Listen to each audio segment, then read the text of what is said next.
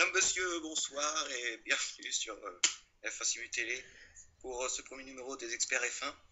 Avec moi pour débriefer la catégorie F1 du forum F1 Simulation, Olivier Brognard. Bonsoir, bonsoir à vous. Et puisque dans toute émission il y a un invité, notre invité aujourd'hui, Aaron. Bonsoir. On va tout de suite passer au sommaire avec tout d'abord le départ. Est-ce que c'est normal d'avoir de pareils départs? Ça c'est la question qu'on va essayer de répondre. Nous aurons également une animation aéro pour Ferrari et Red Bull pour comprendre pourquoi est-ce qu'ils dominent autant ce championnat.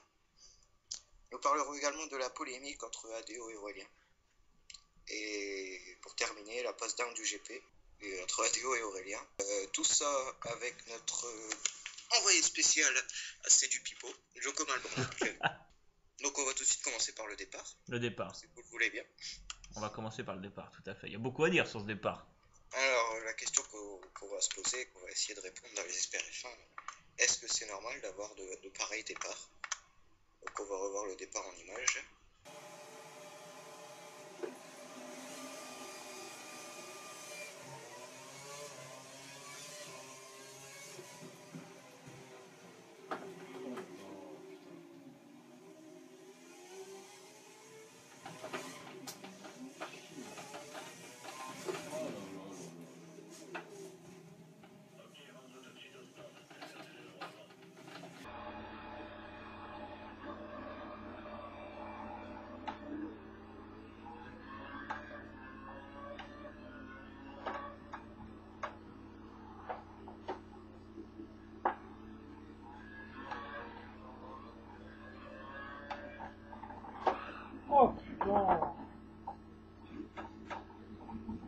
Donc avant d'avoir l'avis de notre expert Olivier Brognard, j'ai demandé à Aaron, puisqu'en tant que pilote, il est le mieux placé pour en parler. Dans quel état d'esprit est-ce qu'un pilote est au moment du départ? C'est une très bonne question.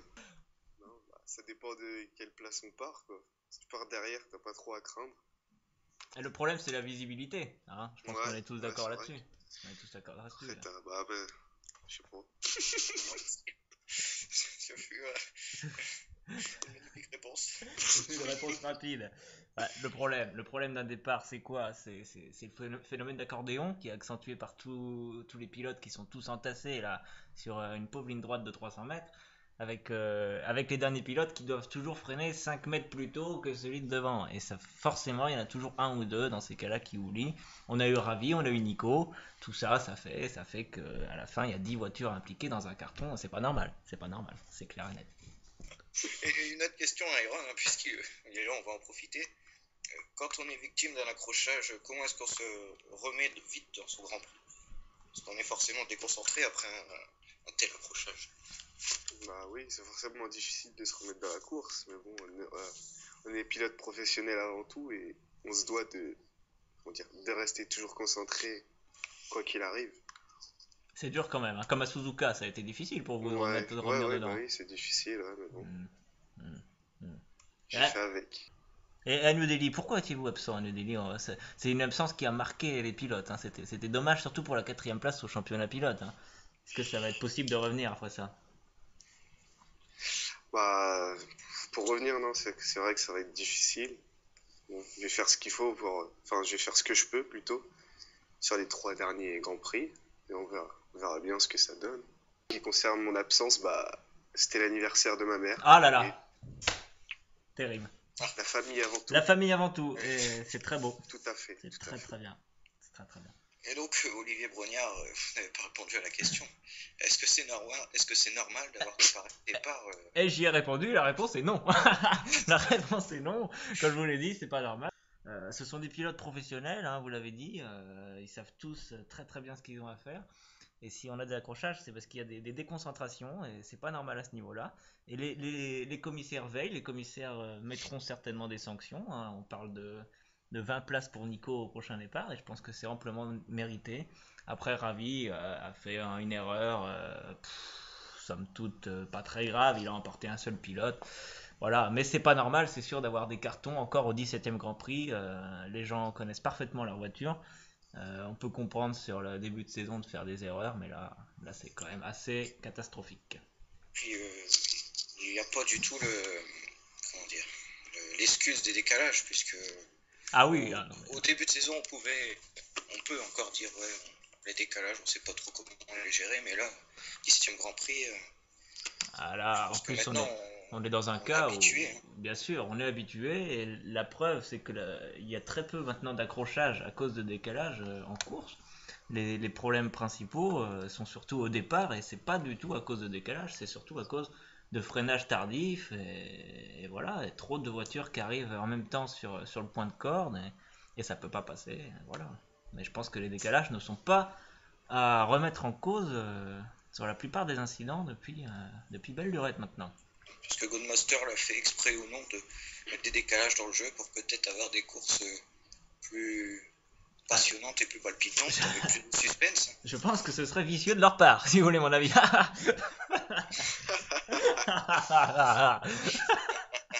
Quelle horreur. Vous êtes Mais si drôle. merci. Non, franchement, je pense que c'est seulement leur incompétence qui a produit un pareil jeu. Voilà. Je pense aussi que les pilotes sont un peu trop impatients, à mon goût. Ah, ça c'est une remarque qui est tout à fait Certains pertinente. pensent peut-être que tout se joue au premier tour, alors que... Eh oui, c'est bien dommage. Tout à fait. Tout à fait. Et donc en duplex de C'est du Pipo, Joko Malbranc qui va essayer de recueillir quelques informations, notamment concernant Stefano Domenicali. Joko, est-ce que vous recevez? Bonjour à tous, nous nous retrouvons donc dans un petit village au nord de l'Italie, c'est du Pipo, un petit village qui abrite donc la résidence de Stefano Domenicali que nous allons rencontrer dans peu de temps. Nous sommes très heureux de vous retrouver en direct très léger différé sur notre chaîne F1 Simu Télé, où je suis en transmission avec Libero et Adéo. Allô la régie? Allô? Mais oui, on vous entend, Loco, Personne allez-y. ne m'entend, c'est pas grave, je vais donc vous faire un petit... je suis dans la résidence principale donc, de Stefano Domenicali. Ça déboîte les amis, hein, vraiment c'est magnifique. Donc apparemment quelques problèmes de son avec notre ami Joko Malbranc. Problème technique, Il faut que le dispositif se mette en place. Hein. c'est normal. Ce sera à mon avis rétabli. Oui. On va donc passer à l'animation aéro Ah oui, l'animation aéro. avec Olivier Brognard qui va nous expliquer un petit peu. Oui, alors on va regarder ça tout de suite avec l'animation 3D. Donc les ailerons avant et arrière, c'est une grande part de l'aérodynamisme d'une Formule 1. Donc vous voyez avec les flèches vertes, c'est la pression de l'air sur l'aileron avant qui permet de la voiture de rester collée au sol. Et donc chez Ferrari, on a comme d'habitude décidé de mettre un aileron très bas, mais au contraire de certaines écuries, on a incliné cet aileron en 5-1, contrairement à la plupart des circuits où on est en 1-1. Ça veut dire plus de vitesse dans les courbes rapides et un peu moins de vitesse de pointe. Et on a vu que ça avait une incidence très importante dans le deuxième et troisième secteur. Et sous la pluie, Oado reprenait du temps à son rival Aurélien. On va regarder tout de suite sur la Red Bull ce qu'il en est. Donc la Red Bull qui d'abord pour New Delhi a amené un nouveau-né, comme vous pouvez le voir, voilà, plus profilé, avec une meilleure pénétration dans l'air et un petit peu plus d'esthétisme aussi, c'est pas plus mal pour nous. L'aileron avant qui lui aussi a été modifié avec un peu plus de pression euh, sur l'aileron avant, mais on a décidé en contrepartie de l'abaisser au maximum afin de favoriser la vitesse de pointe. C'est pour ça qu'Aurélien était quasiment indépassable à New Delhi au détriment de sa vitesse dans les deuxième et troisième secteurs et sous la pluie. Ça veut dire aussi plus de pression sur les pneus arrière, un petit peu moins sur les pneus avant, donc moins d'usure.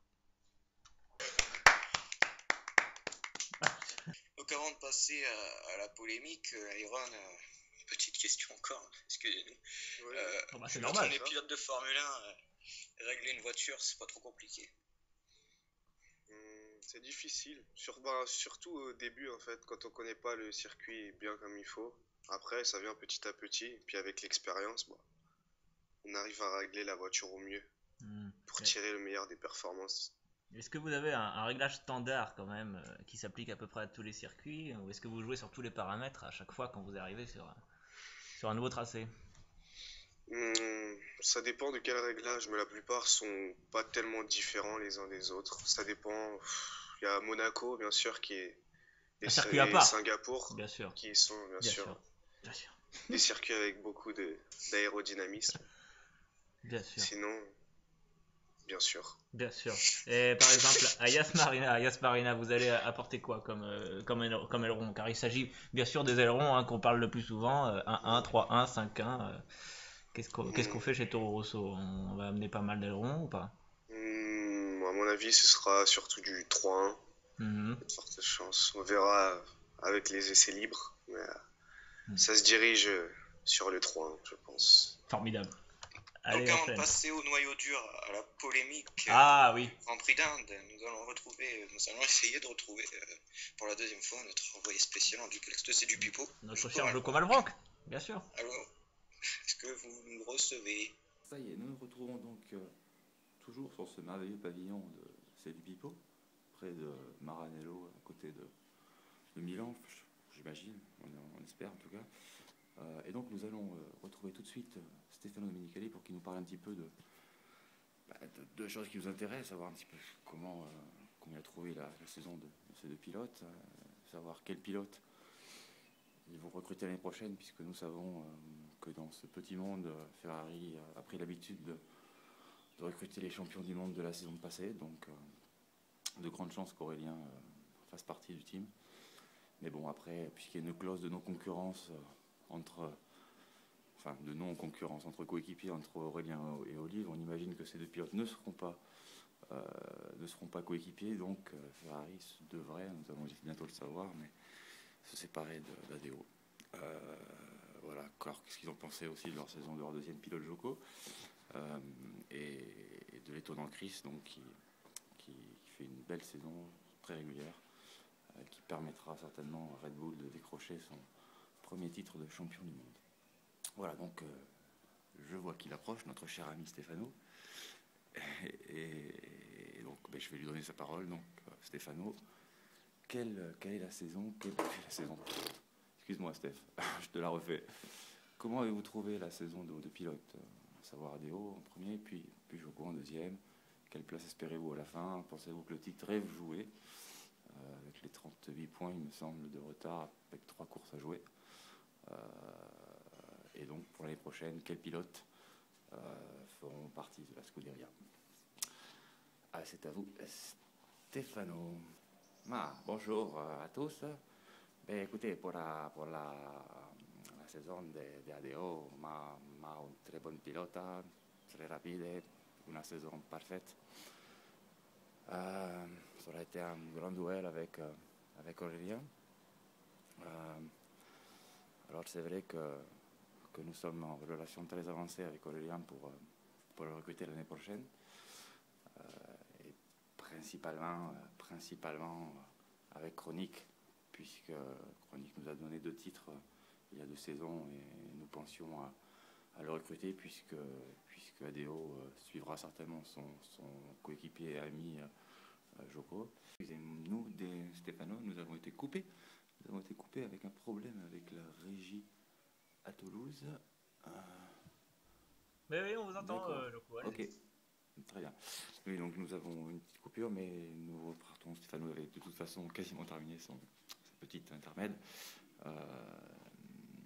En off, il nous disait juste qu'il regrettait fortement que ces 2 titres soient d'ores et déjà presque joués et qu'il faudra seulement un abandon de pilote Red Bull Aurélien pour qu'il y ait un quelconque espoir pour la suite de la saison.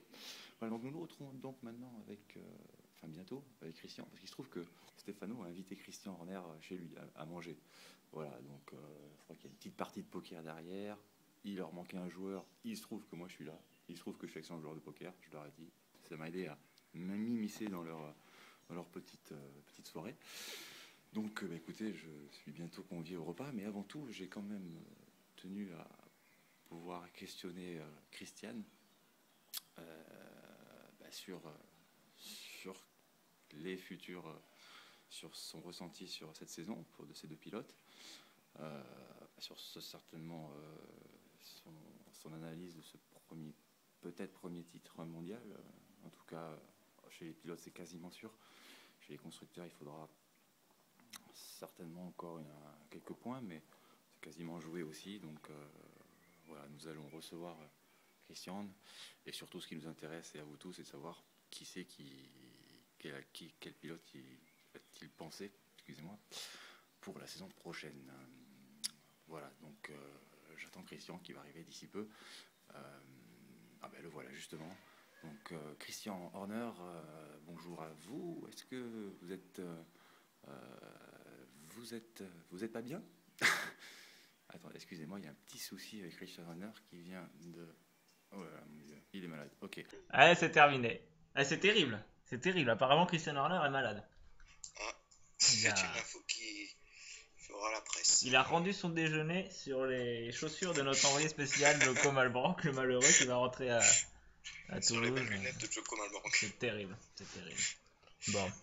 Oui. Donc nous allons enchaîner avec la polémique Adéo Aurélien, La fameuse la fameuse le noyau dur. noyau dur de ce Grand Prix. Ça a été terrible. Hein. Ils se sont beaucoup chamaillés, hein, les deux Alors, pilotes là. Tout d'abord, il y a tout d'abord les faits. Aurélien qui touche un petit peu à Adéo, qui touche GG, qui se prend une pénalité. Alors déjà, qu'est-ce que vous pouvez nous dire sur ça? Qui voulez-vous répondre, mon ami? Olivier Brognard. Ah, Olivier Brognard, bon, c'est moi. Bah écoutez, oui, une petite erreur d'Aurélien, petite erreur grosse conséquence. Le problème, tout le problème est là, hein, c'est qu'apparemment il y avait une entente entre les deux pilotes concernant On va y d'éventuels. venir après. Comment? On va y venir après. Ah bah d'accord, très bien. Non. Donc voilà une erreur d'Adéo aussi, hein, qui est rentré trop vite dans les stands et qui a été percuté GG hors piste. Voilà, après il y a un contact entre les deux pilotes qui est vraiment pas énorme et c'est difficile de savoir si c'est ce contact qui fait que Adéo prend une pénalité après sur GG. Hein. Ça c'est très difficile de le dire. Et Iron, vous avez certainement dû voir l'accident. Non, désolé, Non. je n'ai pas. Merci Aaron. C'est pas grave. On va pas vous demander ce que vous en avez pensé. Oui, et vous allez comprendre tout de suite ce qui s'est passé. Donc, on est sur la caméra embarquée d'Adéo qui prend plutôt bien sa rentrée des stands jusqu'ici. Et là, il a vu donc son grand rival Aurélien sortir de piste. Donc, il est complètement obnubilé par lui. Il ne voit plus que lui, c'est normal. Et il ne voit pas GG qui est déjà en train de revenir sur la piste, qui était lui-même sorti large. Donc, il continue d'avancer. Et voilà, là, il se rend compte et il va tout simplement bloquer sa roue avant gauche à fond sur les freins pour ne pas le percuter. Et on voit aussi qu'il y a la flèche d'Aurélien là qui est en train de revenir et savoir son importance puisque, vous voyez, il le touche maintenant, voilà, et le contact est inévitable avec GG avec les conséquences qui s'en suivent, c'est-à-dire une pénalité de drive-through. Bon bah, après les faits, il y a un peu un geste, on va pas dire anti-sportif, mais pratiquement, d'Aurélien. Bah, Olivier Brognard, tiens, Oui. puisque Iron. Écoutez, on rentre dans un débat qui est compliqué, hein. Je pense que vous serez tous d'accord. Où dans les faits, l'erreur d'Aurélien est très très minime, hein, c'est-à-dire qu'il aurait normalement dû attendre. Après, c'est seulement parce qu'ils s'étaient entendus entre eux et qu'il y a eu un tout petit contact, voilà, sur le coup. Dans le feu de l'action, il n'a pas attendu et c'est ce qu'on reproche du côté de Ferrari. Ça aurait peut-être changé le résultat. On peut pas savoir, on ne saura jamais. Après, oui, bah voilà, il a fait une petite erreur. Hein. Je sais plus quelle était votre question en fait. Il n'y en avait pas spécial. Pas vraiment de question, hein, ouais.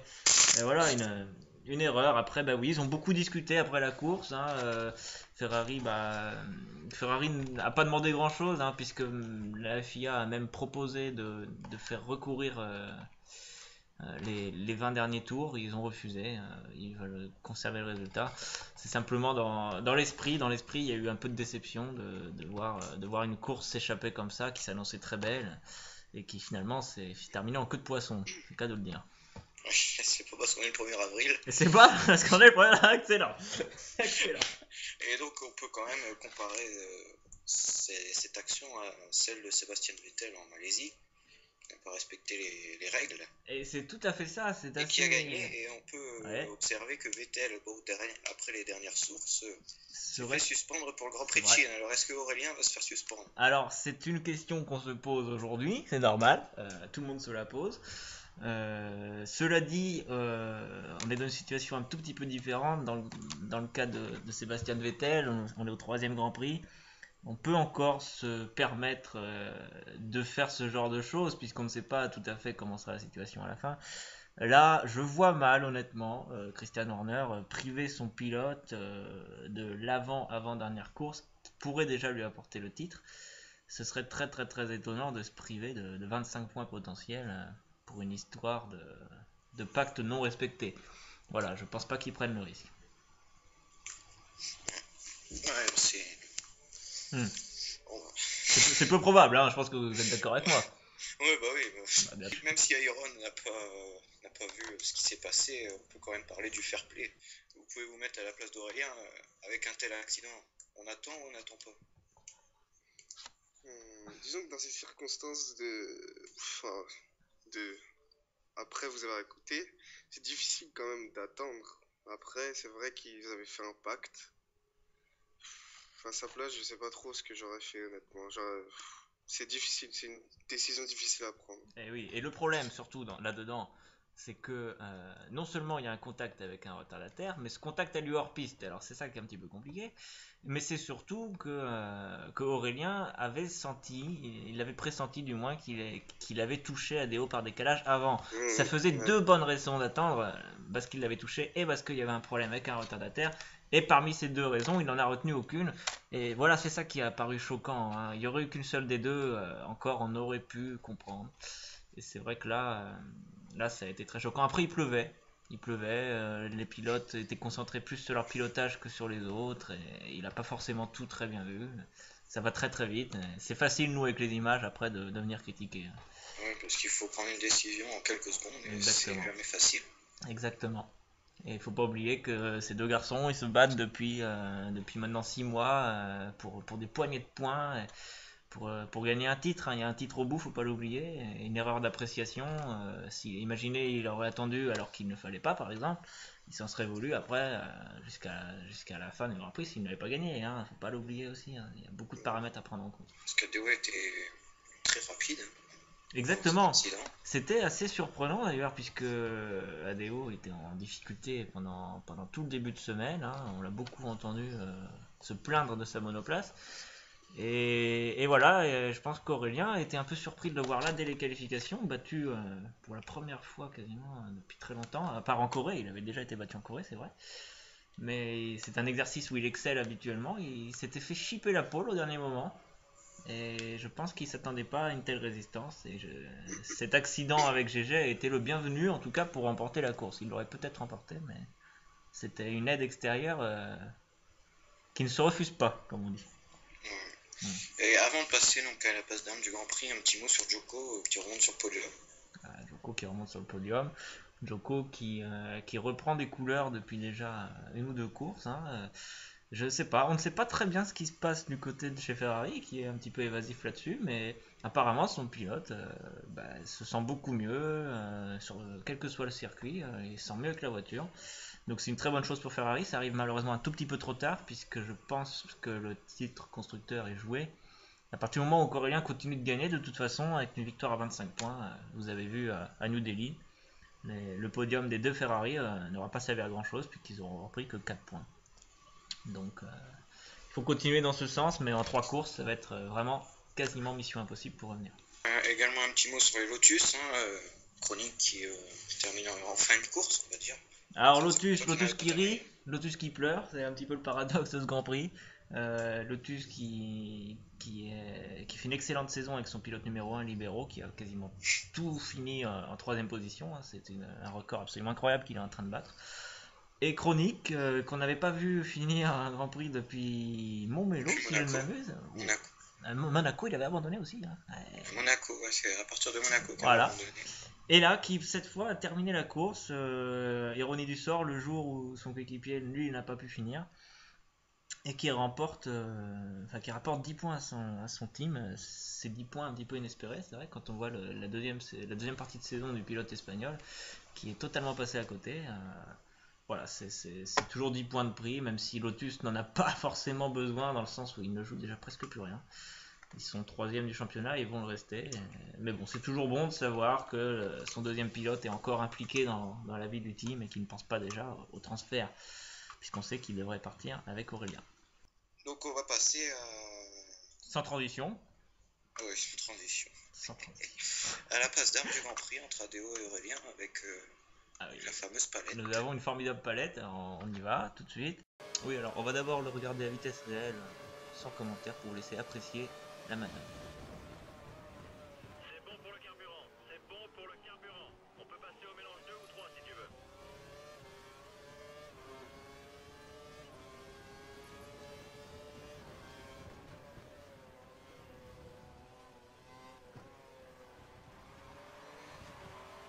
Voilà, alors on est reparti donc ADO dans l'aspiration d'Aurélien qui se décale assez tard puisque Aurélien a une très bonne vitesse de pointe. Un premier arrêt sur image pour voir qu'il a mis déjà du mélange 1, que la flèche n'est pas tout à fait derrière, il ne peut pas se rabattre, d'autant plus qu'il y a un retardataire devant sur la trajectoire principale qui pourrait les gêner. Donc on continue. Et là, regardez, donc on met les images un peu au ralenti pour regarder le pneu avant droit qui va prendre des bouts de gomme maintenant. Voilà, le pneu plein de bouts de gomme. Il va pas pouvoir braquer correctement aussi bien qu'il voudrait ni accélérer, et ça permet à Aurélien de croiser. Voilà, on voit la petite flèche, il a plus de Kers ADO, et là encore un arrêt sur image pour voir que dans cette position Aurélien ne peut pas aller chercher l'accord puisqu'il n'est pas tout à fait devant. Il y a l'écart minimum entre les deux voitures, ça c'est bien, et le différentiel, pas le placer sur 1 pour pas glisser, mais en attaquant quand même, et il va réussir à repasser puisqu'il a l'accord de la double gauche, il est mieux placé et c'est très bien fait. Allez. Belle passe d'armes entre les deux. Allez, elle était magnifique. Elle était magnifique. Donc, avant de clôturer cette émission, nous allons passer à l'analyse de l'enchaînement du circuit. Alors oui, on a décidé de s'intéresser à un virage en particulier. C'est le double gauche suivi du petit droite et du pif-paf droite-gauche juste après. C'est un virage assez compliqué qu'il faut passer à haute vitesse si on ne veut pas perdre de temps. Donc on va regarder tout de suite le virage d'Adeo qu'il a plutôt bien pris lui. Il prenait énormément de temps dans ce virage. Donc à la corde sur tous les virages, en troisième sur le premier, on passe la quatrième et on arrive sur le droite-gauche en quatrième aussi. Voilà, parfaitement exécuté, une toute petite sortie large, mais c'est pas très grave. Delmas, c'est pareil, plutôt bien réussi, puisqu'il prend exactement avec la même vitesse. Peut-être juste un petit peu moins de rapidité dans chaque enchaînement, ce qui lui fait perdre un peu de temps, mais c'est plutôt très propre dans la ligne. Joko, voilà, en troisième, donc ça c'est bon aussi. Là il est derrière quelqu'un, ça l'aide pas non plus. Voilà, toutes les vitesses sont bonnes, ça c'est parfait. Là, Lilian par contre, voilà. Il est dans la ligne parfaite, mais malheureusement, regardez ses vitesses, il est en seconde au lieu d'être en troisième. Et pareil ici, il est en troisième au lieu d'être en quatrième. Et c'est là toutes les raisons de sa perte de temps, puisqu'il est dans la ligne et c'est dommage. Et là, Massy, donc déjà qui freine assez tôt. Et là, il passe la seconde. Et là, regardez, même la première dans ce double enchaînement. Donc forcément, ça lui fait perdre du temps, même s'il a beaucoup de stabilité. Et c'est quand même une bonne chose dans ce virage qui est plutôt difficile et qui peut glisser. Voilà, alors bon, on va tout de suite se tourner vers Aaron. Aaron Swag, notre invité exceptionnel, je le rappelle, hein, pilote Toro Rosso qui fait une excellente saison. Oui, bah oui, puisqu'il a fait quand même une deuxième place, ça c'est pas. On l'oublie trop souvent et il a, je crois, il a pris une première ligne, ce qui est assez exceptionnel cette année, c'est pas arrivé très souvent. Une pole position. Une pole position, c'est ça? Oui, c'est ça. Bah, Spa, justement, suite à la rétrogradation d'Aurélien. C'est vrai. Qui a pris 10 places de pénalité pour ligne des stands franchis. Ah oui, une grave erreur. Hein. Qu'est-ce que ça a été pour vous, là, cette pole position, alors que Aurélien dominait l'exercice depuis, je crois, Monaco. Il avait pris toutes les poles, peut-être même avant. Un sacré coup de boost, je veux dire. Ça motive beaucoup. À la preuve, j'ai fait ma première deuxième place dans un Grand Prix. C'est important. Sur ce Grand Prix, justement, et ça fait plaisir. Est-ce que vous pensez gagner, d'ailleurs, avant la fin de saison? Ça me paraît difficile. Les Grands Prix, je suis pas super bien à Abu Dhabi pour l'instant. Peut-être que je vais m'améliorer, peut-être pas, j'en sais rien. Mhm. Austin que j'aime bien, que j'aimerais bien, bah, pourquoi pas. Ça, Et Sao Paulo qui c'est pas un de mes circuits, c'est pas un des circuits où je me sens le mieux. Donc on verra, mais ça me paraît difficile. Mhm. Disons que je suis plutôt axé maintenant. Enfin, je termine la saison, mais je suis déjà un peu la tête à la prochaine. Oui, car cette année, je pense quand même que pour vous, c'est un peu la saison de tous les regrets. Je m'explique, hein, vous pouviez clairement jouer la troisième place du championnat, je pense, d'après votre rythme. Un petit peu long à se mettre en route sur les 5-6 premiers Grands Prix, puisque vous veniez du GP2, c'est normal, il faut apprendre Ouais, les nouvelles voitures. Mais il y a eu pas mal d'occasions de rater, hein, je me trompe. ouais, c'est clair que le début de championnat a été difficile. Hmm. C'est- Et les points J'ai perdus. beaucoup abandonné. Hmm. Il y a pas mal de courses dans la saison que j'ai pas terminé. Hmm. C'est dommage. J'aurais pu espérer mieux. Après, c'était votre première saison, on peut espérer beaucoup mieux l'année prochaine, certainement. Oui, voilà. Et voilà. Disons que c'était la pression de la première saison en Formule 1. C'est assez impressionnant. Ça change du GP2. Est-ce que vous avez une idée de votre prochaine écurie, justement? Et c'est temps pour parler pour l'instant. Oui, c'est un sujet C'est- assez. Bien sûr, bien sûr. Je peux pas en parler. Ça, c'est très bien. Donc, bah, vous m'avez retiré la question. Ah, pardon, excusez-moi. Est-ce que avec les trois grands prix, les trois derniers grands prix, est-ce qu'on peut avoir un troisième vainqueur? Ah, un troisième vainqueur. Ça, c'est la question que tout le monde se pose depuis Shanghai, puisque c'est à Shanghai que nous avons eu notre deuxième vainqueur, la personne d'Aurélien. Et depuis, on attend. On attend, c'est terrible, contrairement à la saison 2012 qui s'est passée là, avec la fausse F1, hein, avec Vettel et compagnie, hein, où il y avait eu 7 vainqueurs différents en 7 Grands Prix. Et là, eh ben, on est sur notre fin, il faut bien dire. On est là pour voir du spectacle. Il y en a eu, mais il faut bien dire qu'avoir tout le temps les deux mêmes qui gagnent, ça c'est un petit peu barbant, hein, pour rester poli. Et on est passé pas loin. Fredo est tout proche maintenant. Libero, il a été à maintes reprises tout proche de la deuxième et de la première place. On a vu qu'Aaron était prêt aussi à Spa. Donc les pilotes, ils sont là, ça pousse derrière, mais malheureusement, on n'en a pas. Et je pense que il peut y avoir encore une surprise. Honnêtement, je pense qu'il peut y avoir une surprise à Sao Paulo, puisque c'est un circuit où il y a très très peu de possibilités de faire des écarts. Que Aurélien sera peut-être déjà titré, Adeo la tête ailleurs. Et à mon avis, s'il y a quelque chose qui peut se passer, c'est à Sao Paulo, qui est un circuit qui réserve toujours beaucoup de surprises. Le pronostic de notre ami Olivier Brognard. C'est Donc, pas un mal. troisième vainqueur à Sao Paulo. Un troisième vainqueur à Sao Paulo, je mets ma petite pièce dessus. Si vous avez envie de parier quelque chose, c'est ici. D'accord. Oui, d'ailleurs, Sao Paulo, l'an passé, on s'en souvient tous. Hein. Et c'est GG qui avait gagné, GG à la surprise générale après une hécatombe véritablement de tous les leaders qui s'étaient neutralisés les uns après les autres. GG qui a gagné devant Amine et Nico, si je... C'est un résultat qu'on voit peu en Formule 1. Là, c'est... On peut gagner beaucoup d'argent aussi. Ah oui, ah là c'était la grosse cote, hein. C'était la très très très grosse cote. Et donc, bah, avant de clôturer cette première émission Oh, des c'est déjà Experts F1, fini. on va parler un petit peu de Abu Dhabi, puisque c'est le prochain Grand Prix. Abu Dhabi. Abu Dhabi, Yas Marina, un circuit absolument Qui magnifique. commence 2 jours et qui se finit de nuit. Voilà, c'est la particularité de ce circuit, un circuit qui est apprécié des pilotes. Circuit difficile, où je pense personnellement que Red Bull va être très à son avantage, puisque Voilà, c'est les aléas du direct. les aléas du direct, oui. Aurélien a toujours été à l'aise sur les circuits qui sont compliqués, et donc ça risque d'être une domination de Red Bull.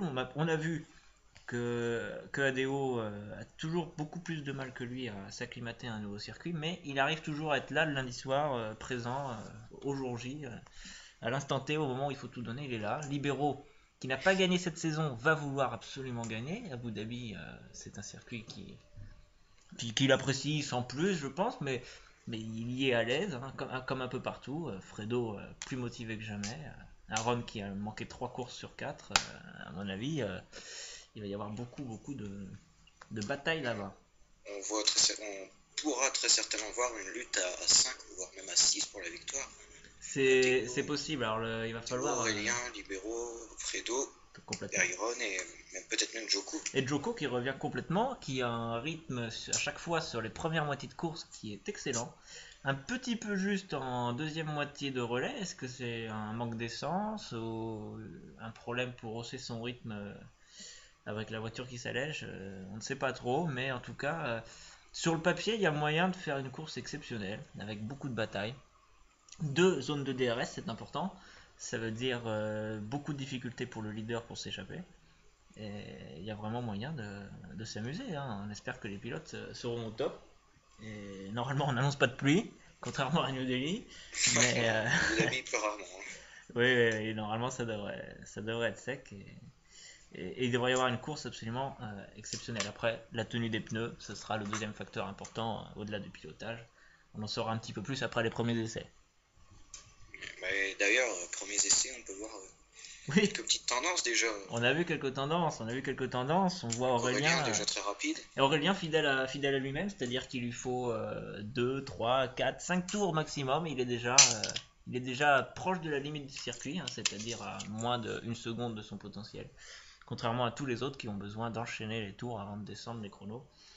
Et on voit quand même, important, que Libero s'accroche complètement à Aurélien cette fois, même en qualif, ce qui d'habitude est quasiment impossible derrière le pilote Red Un Bull. exercice qu'il n'aime pas particulièrement. Exactement, puisqu'on rappelle qu'il n'a jamais fait de première ligne. Ça, c'est l'anomalie dans ce championnat pour ce pilote, hein, qui est par ailleurs quand même très rapide, mais toujours un petit peu derrière.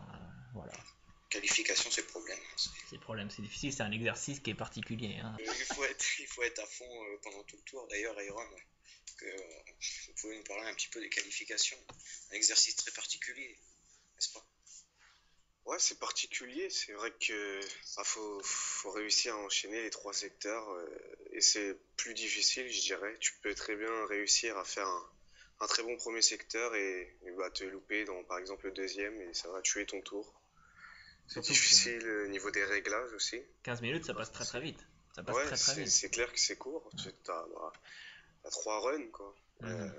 Si tu rates les 3, ça peut vite te mettre en difficulté, sachant que si tu pars loin des leaders, en général, c'est difficile après, en rythme de course, de les rattraper.